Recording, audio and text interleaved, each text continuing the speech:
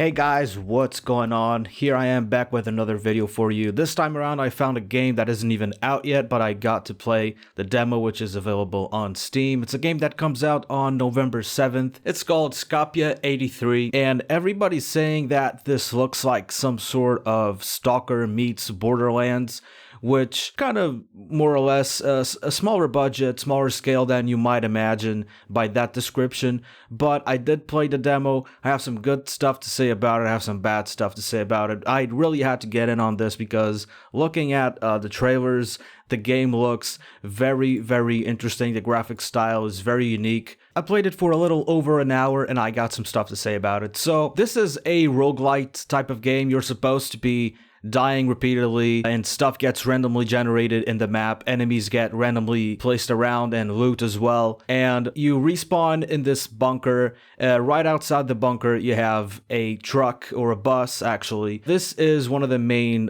selling points of the game. This is your mobile base of operations where you can not only do some maintenance stuff with your character. Your character needs to sleep, needs to eat, needs to drink. And the bus acts as like a safe mobile base where you can also craft ammo, new weapons, and supplies. The bus itself also needs to be maintained. It gets damaged by enemies and by you driving it around the open world map. It also has to be recharged with this battery thing. It adds a very interesting element to the exploration of the map, which is what you are going to be doing for the majority of the game. As you exit the tutorial phase, a short tutorial, there's this voice on the radio that tells you to go out and find these towers that you have to disable, and that's pretty much the main objective you have during the demo. You have to drive around in your bus looking for these towers, and also finding loot generally in the world so that you can stay alive and survive and fight against the enemies that you will find along the way. Aside from going after these towers and going out of your way to kind of loot and find supplies, there isn't much to do in the game. But it does seem to be kind of the intention of the developers that you're just going to be wandering around without any very specific goal. And you're just going to end up coming across certain things, certain quests, certain riddles in the map. It is very much a kind of sandboxy type of game where you're not really supposed to know exactly where to go. Kind of like reminds me of something like Breath of the Wild, although it might be a very far off comparison. But that is kind of the vibe that I think the developers are going for. You're just kind of going to wander around the map and organically come across different things to do. And the exploration and the scavenging is somewhat compelling. I do like how some buildings do have interiors that you can walk into, and you can like scavenge people's apartments for food and batteries and scraps for you to craft weapons and stuff like that. And then you get to come back to your bus and kind of reorganize and get going again. So that element is interesting. The exploration and the exploration of the map. And that part alone, I would say, makes me really want to get my hands on the full release of the game. I do think that even though the game has its flaws and is a little smaller scale than I was expecting, there could be a lot of potential here, and I think this is a kind of game that I would enjoy to play in its full release form. And the devs have said that there's a lot of stuff and bugs and performance issues that are happening in the demo that aren't going to be happening in the full release version, since the demo build is an older build of the game. With that said, I do have some criticisms of the game.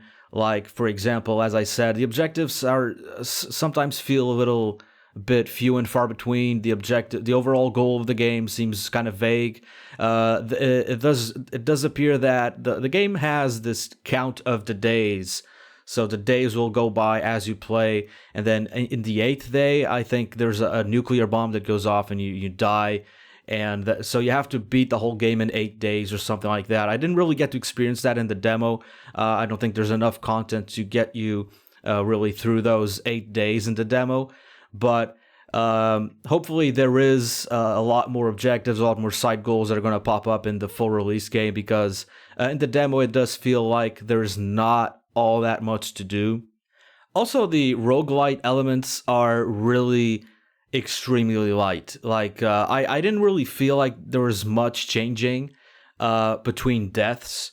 As I said, enemies are supposed to kind of switch around a little bit, but you don't really notice it because they're already just randomly spread everywhere.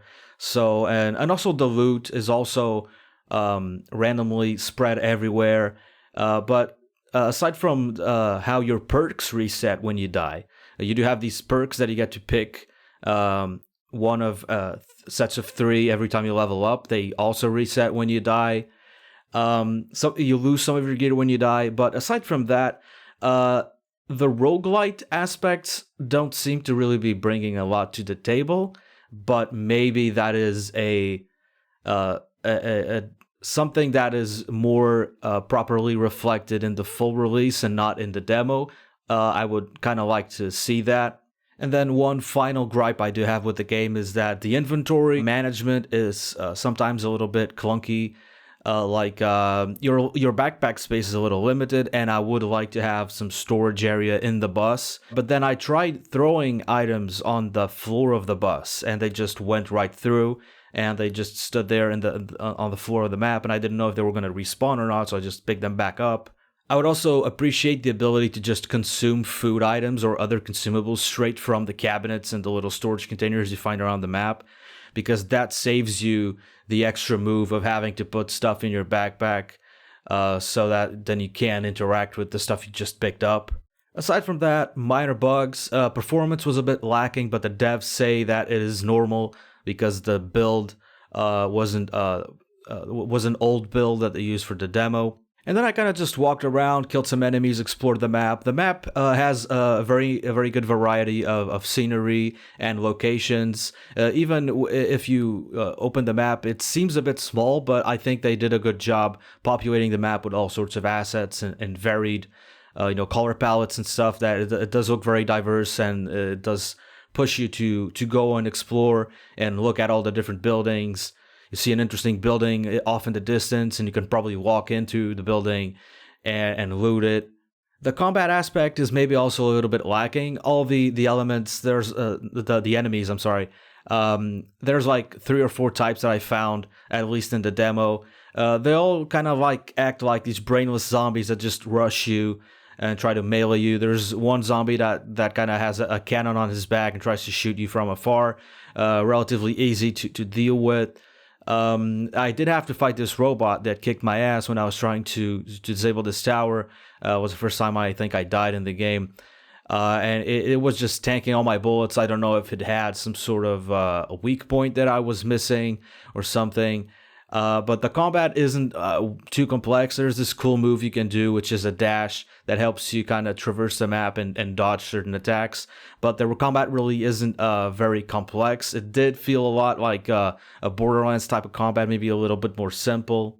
I mostly stuck with the same weapon throughout the whole demo. I think there's only like 3 weapons. One thing that does intrigue me is that the game has co-op. I don't know how many players it goes up to because I did play the game on my own. And one thing that I'm always skeptical of is when the games have co-op and then maybe it seems like the devs don't invest as much as they could into more complex mechanics or more variety of stuff in general, because they're banking on you just bringing in a bunch of friends and making all your own fun, which is, something that happens with a lot of games. And that's basically what I gathered from playing a little more than an hour of the demo for this game called Skopje 83. This game has some vibrant visuals, very interesting to look at. Exploration and scavenging are somewhat compelling. The bus is a very cool element of the game.